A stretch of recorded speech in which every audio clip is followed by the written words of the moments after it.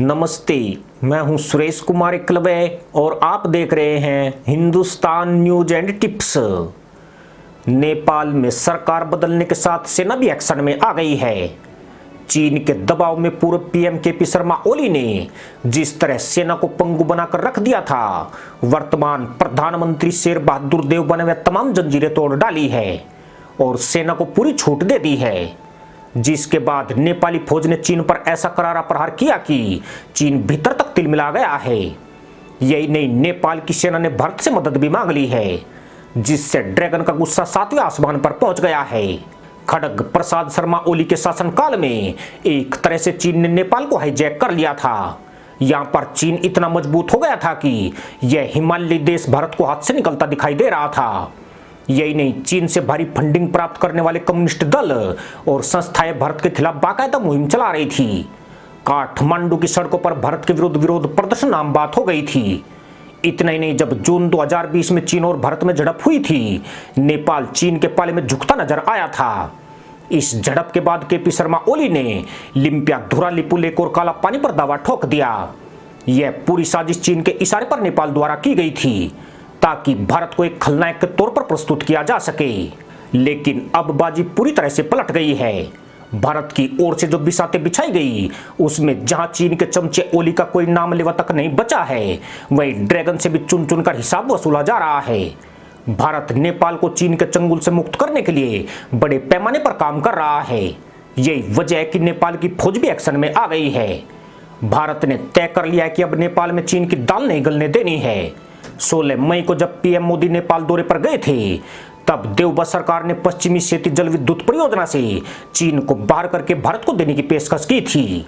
PM Modi के दौरे के 15 दिन के भीतर ही नेपाल की फौज ने चीन पर चाबुक चला दिया है।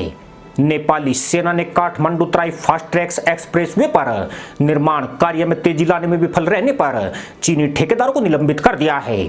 72.6 किलोमीटर काठमांडू तराई मधेश एक्सप्रेसवे का ठेका चीन ने भारत से झटक लिया था और इसमें केपी शर्मा ओली ने बड़ी भूमिका निभाई थी। इस परियोजना की लागत 175 अरब नेपाली रुपए है और यह चीन के लिए एक बहुत बड़ा झटका है। खास बात यह है कि इस परियोजना का ठेका चीन को दिलाने में सेवानिवृत्त सेनाध्यक्ष पूर्णचंद्र थापा ने बड़ा रोल अदा किया था। उन्होंने 43 कंपनियों में से केवल 2 कंपनियों को चुना था और यह दोनों ही चीन की कंपनियां थी।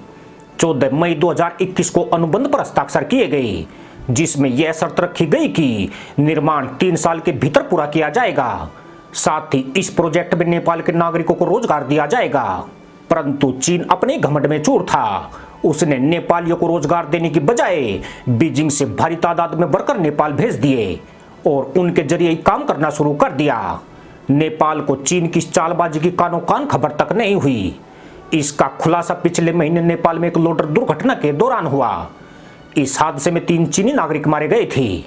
इससे पता चला कि नेपाल में वो लोग काम करने आए थे। जांच में यह भी सामने आया कि बड़ी संख्या में चीन के लोग प्रोजेक्ट में कार्यरत हैं, जबकि जारी प्रोजेक्ट में कुछ नेपाली तकनीशियन ही काम कर रहे हैं। हैरानी की बात यह है कि इन चीनियों ने प्रोजेक्ट में काम करने के लिए वर्क परमिट हासिल भी नहीं किया। इसके बाद नेपाल की सेना ने चीनी ठेकेदारों का निलंबन करके अब भारत से इस परियोजना को हैंडओवर करने की सिफारिश की है। यानी नेपाल की धरती से अब चीन का बिस्तर बंधना शुरू हो गया है।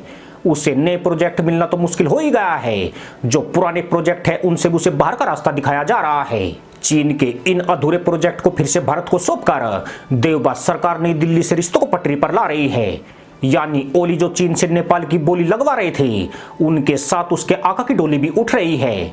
इतना ही नहीं, कभी अपनी अदाओं से ओली पर डोरे डालने वाली चीनी राजदूत हु याग्की की पैतरेबाजी भी काम नहीं कर रही है। नेपाल में भारत पुनः बड़ा खिलाड़ी बन चुका है। नई दिल्ली की ठोस रणनीति और शानदार कूटनीति ने ड्रैगन को करारी शिकस्त दी है, पर अभी ये शुरुआत ही मात्र है। चीन को नेपाल में और कई झटके लगने बाकी हैं। इसी के साथ अनुमति दोस्तों, जय जवान, जय किसान, जय हिंद, वंदे मातरम।